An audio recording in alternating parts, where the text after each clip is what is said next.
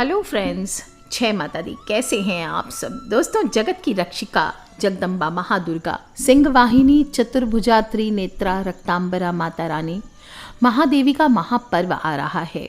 मूल जगदम्बा काली दुर्गा, इस देवी की पूजा करके भक्त की सभी मनोकामनाएं स्वतः ही पूर्ण हो जाती है। और माँ के नवरात्र हैं और माँ की 9 रात्रियों के पूजन से जीवन का कल्याण होता है।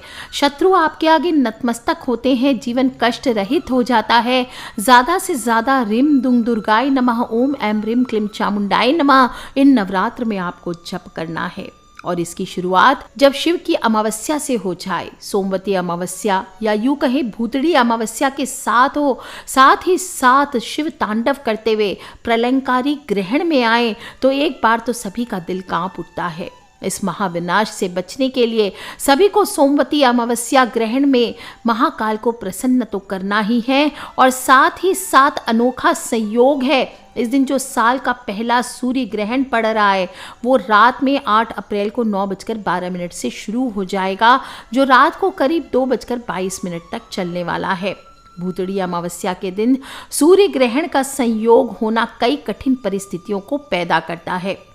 हालांकि ये सूर्य ग्रहण भारत में दिखाई नहीं देगा। मेक्सिको, यूएस, कनाडा, ऑस्ट्रेलिया आदि जगहों पर ज़्यादा दृश्य होगा। और पहले सारे वीडियोस में बता चुकी हूँ कैसे कैसे किसको क्या सावधानी रखनी है।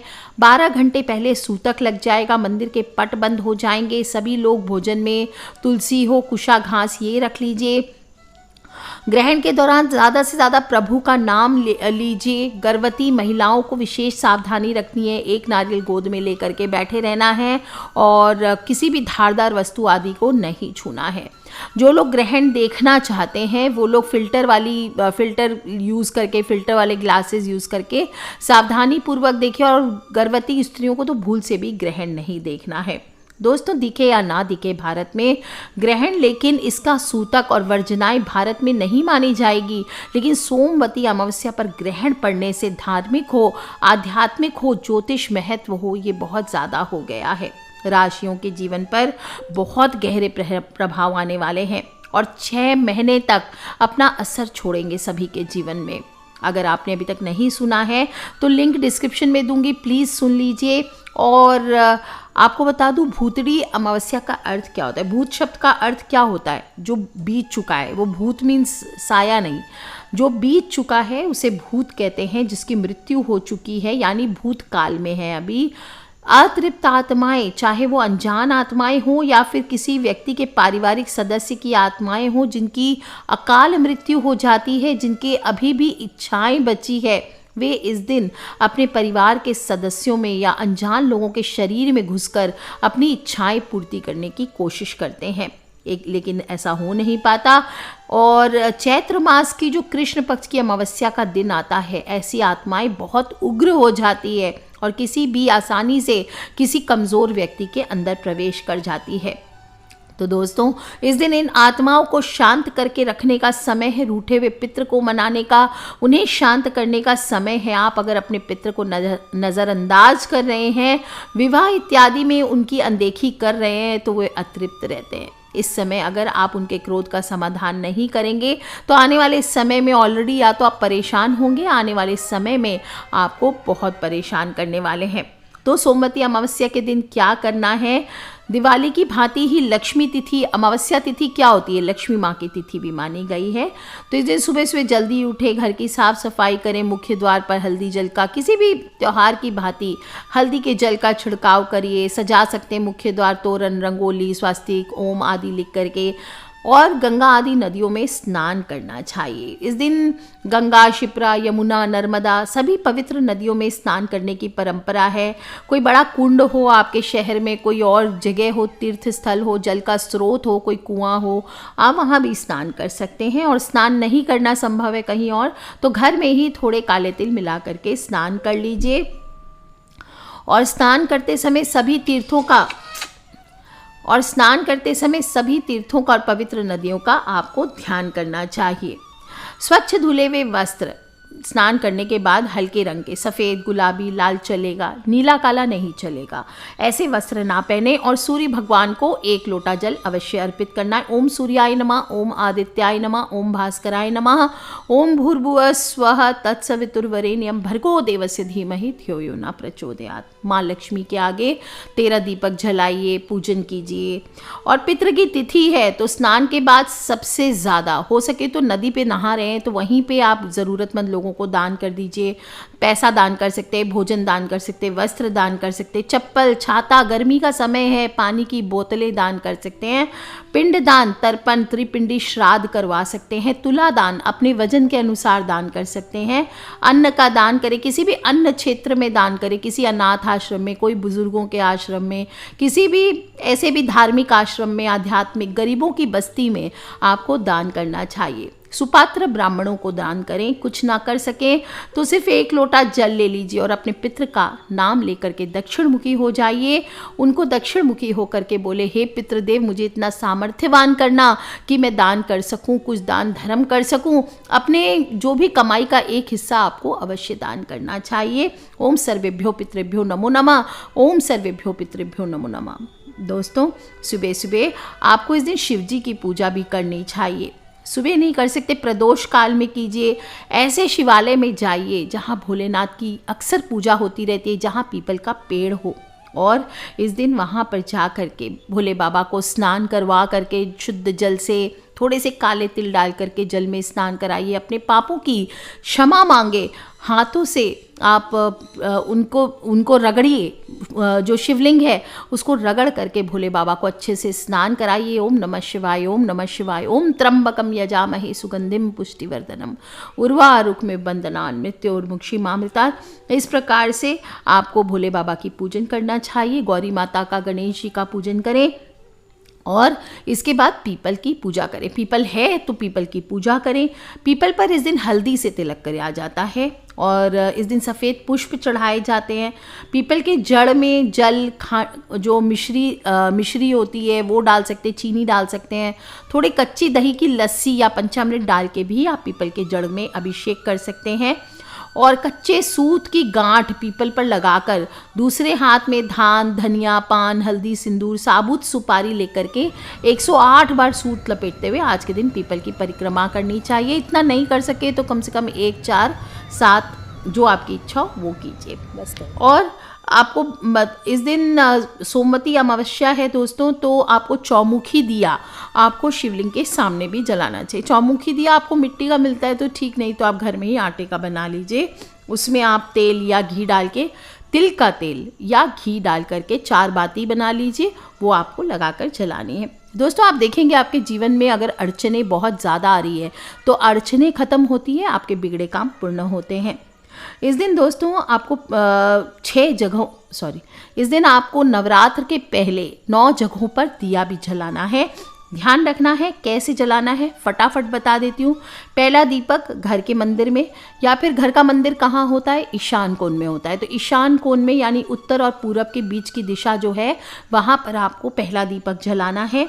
और रात के समय कोशिश करें शाम के बाद ही ये उपाय आप करें।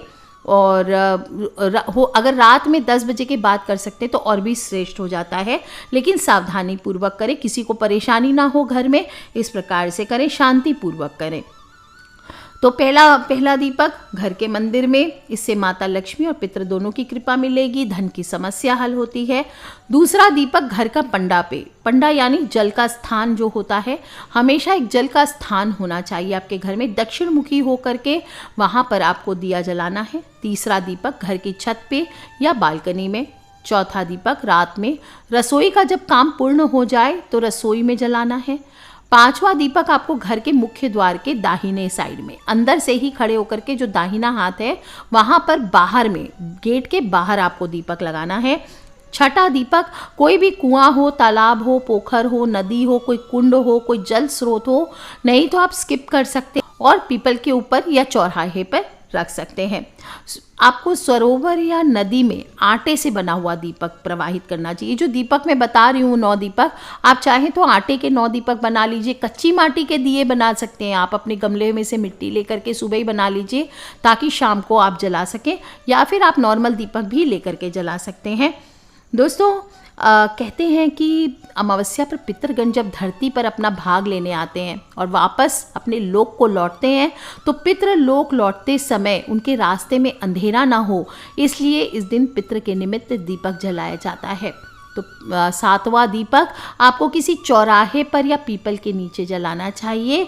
आप चाहें तो सोमवती अमावस्या पर जो मैंने विधि बताई है उस विधि से ही आप पूजन करके भी दीपक जला सकते हैं, और वहीं बैठ करके आज के दिन जो लोग भी श्री सूक्त का पाठ करते पीपल के नीचे बैठ करके, इससे लक्ष्मी माता आपके घर पर स्थायी निवास करती है।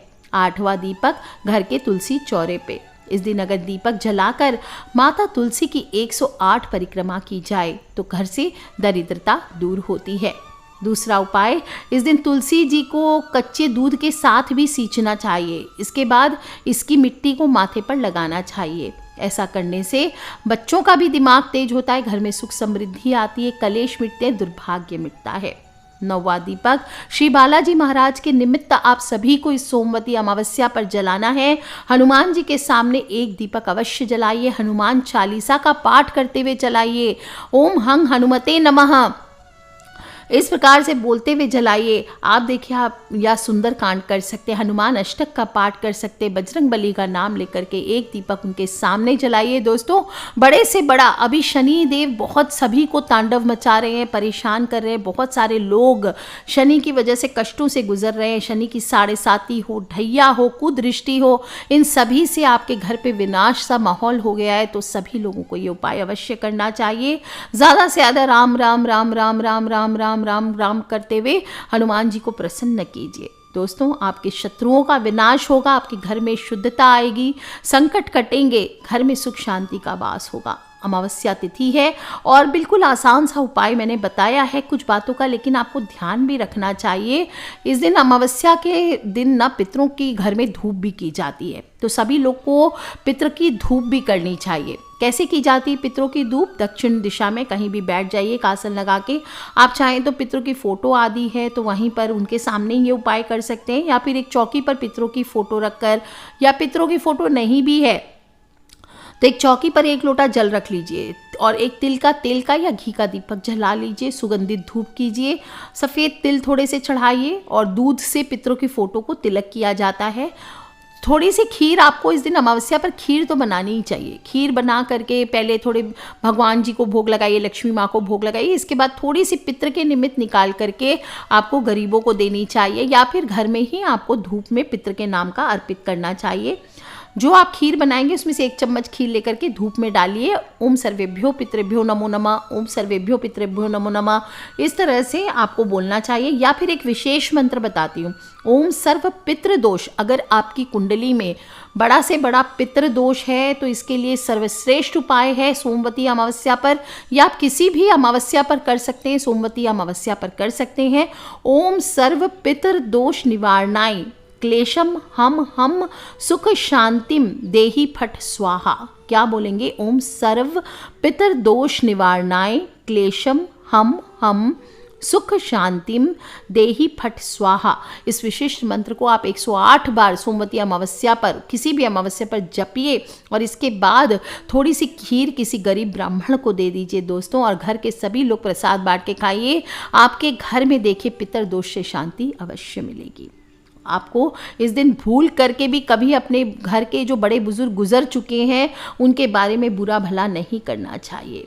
और ध्यान रखें, इससे पितृ नाराज होकर के श्राप देते हैं। आरोग्य प्राप्ति हेतु इस दिन आप दूध में अपनी छाया दान भी कर सकते हैं। क्या करेंगे? कटोरी में दूध ले लीजिए, उसमें अपनी छाया देखिए। इसके बाद इसको आपको किसी पीपल के नीचे आप बहा सकते हैं, बहते जल में प्रवाहित कर सकते हैं। आप जीवन साथी के संग, आप चाहें तो किसी वृद्ध स्त्रियों को, जो बूढ़ी माताएं हैं जिनको घर से निकाल दिया गया है, जिनको उनके बच्चे नहीं रखते हैं, वृद्धा हो चुकी हैं, विधवा हो चुकी हैं, उन सभी को सफ़ेद वस्त्र का दान इस दिन करने से गृह कलेश भी मिटता है। दोस्तों, सोमवती अमावस्या है। जीवों की सेवा ना करें तो क्या कहें। जीवों में कुत्ते को, गौ माता को, कौओं को, मछलियों को, चींटियों को, सभी को भोजन अवश्य दीजिए। इस दिन जीवों को पितरों का अंश मानकर खाना खिलाने से आपके जीवन के सभी प्रकार के पितरदोष नष्ट होते हैं। इस दिन तामसी चीज़ें ना छुएं। मांस, मदिरा, प्याज, लहसुन, ड्रिंक्स आदि का सेवन ना करें। और इस दिन किसी को आप ये सब चीज़ों का व्रत करेंगे, घर में भी आपको प्याज लहसुन नहीं बनाना चाहिए। कोशिश करें कि इस दिन सात्विक भोजन करें और भोजन का तो नियम रखेंगे, साथ ही साथ अपनी वाणी पर भी नियंत्रण रखें। वाणी का व्रत रखें, किसी से अपशब्द ना कहें, किसी से लड़ाई झगड़ा ना करें, किसी का भी दिल दुखाने से आपको बचना चाहिए। दोस्तों, इस दिन पूरी तरह से आपको अपने पूजा पाठ, जो भी नियमों का आप पालन कर रहे हैं, सोमवती अमावस्या की तिथि का, भोलेनाथ का ध्यान कर रहे हैं, इस दिन आपको ब्रह्मचर्य का पालन भी करना चाहिए। तो दोस्तों, उपाय बहुत है। अमावस्या और वो भी सोमवती अमावस्या हो तो इतने उपाय होते हैं कि बस अपनी अपनी अवेलेबिलिटी के अनुसार आपको सारे नहीं करने हैं। कोई भी एक या एक से अधिक उपाय शांतिपूर्ण तरीके से आराम से शाम के बाद कीजिए। और कुछ नहीं भी कर रहे हैं पूरे दिन, जय माँ लक्ष्मी, जय माँ लक्ष्मी, जय माँ लक्ष्मी ऐसे करते रहें। आपको धन की इच्छा हो तो, आपको काल, आपके घर में कष्ट है तो ओम नमः शिवाय, ओम महामृत्युंजय मंत्र का जाप करते रहें। और शाम के समय ये दीपक अवश्य जलाएं। जिन देशों में ग्रहण लगा हुआ है, उन देशों में ग्रहण शुद्ध होने के बाद, स्नान करने के बाद आपको इस उपाय को करना है। और पहले क्या करना है, जब ग्रहण शुद्ध हो जाए, सीधा उपाय नहीं करना है, पहले स्नान कर लीजिए, अपने जो वस्त्र हैं उनको दान कर दीजिए या धोने में डाल दीजिए। और उसके बाद पहले सूर्य भगवान को एक तांबे के लोटे से जल अर्पित कीजिए। तांबे का लोटा नहीं है तो स्टील का चलेगा। और उसमें जल के साथ हो सके तो लाल फूल चावल डाल के ओम सूर्याय नमः, ओम घृणी सूर्याय नमः, कोई भी मंत्र लेकर के आप सूर्य देवता को जल अर्पित करें। इसके बाद आपको दान करना चाहिए। वस्त्र दान श्रेष्ठ माना गया है। इस सूर्य ग्रहण में आप लाल, ऑरेंज, सफ़ेद, पीला इन रंगों के वस्त्रों का दान कर सकते हैं। इसके अलावा आप चप्पल हुआ, छाता हुआ, मिठाई हुआ, इनका भी दान कर सकते हैं। और या फिर अपने वजन के अनुसार अन्न का तुला दान करें। दोस्तों, ज़्यादा से ज़्यादा प्रभु से प्रार्थना करें। कुछ नहीं कर सकते, हाथ जोड़ करके बोले काल हरोहर, कष्ट हरोहर, दुख हरो, दारिद्र हरो, नमामि शंकर भजामि भोले बाबा, हरे हरे शंकर आप शरणम। इस प्रकार से बोलते हुए दोस्तों, सभी को आप छोटे छोटे उपाय कीजिए। आपके घर में बरकत भी आएगी, आपके घर में सुख शांति भी आएगी, घर में तरक्की भी आएगी और बाधाएं हट करके रास्ते आपके जीवन से खुलने लगेंगे। आपके रुके हुए काम पूर्ण होने लगेंगे। दोस्तों, अमावस्या के उपाय इतने हैं। सोमवती अमावस्या है और साथ ही साथ ग्रहण है, सूर्य ग्रहण है, धरती को हिलाने वाला ग्रहण माना जा रहा है। तो सभी जातकों को, चाहे आपके देश में ग्रहण लगे या ना लगे, इन 9 जगहों पर दीपक अवश्य लगाना है। तो कर लीजिए उपाय दोस्तों, खिलखिलाते रहे, मुस्कुराते रहे। आप सभी को आने वाले नवरात्र की हार्दिक शुभकामनाएं। और भोले बाबा काल, महाकाल आप सभी के कष्टों से रक्षा करे, पृथ्वी को संतुलित बनाए रखे, इसी सच्ची मनोकामना के साथ आप सभी प्रार्थना करें कि हमारी पृथ्वी सुरक्षित रहे। तो कर लीजिए उपाय दोस्तों, खिलखिलाते रहे, मुस्कुराते रहे। Take care friends, love you all. जय माता दी, बम भोलेनाथ की जयकारा, शेरा वाली दा बोल, सांचे दरबार की जय। हर हर महादेव, हर हर महादेव।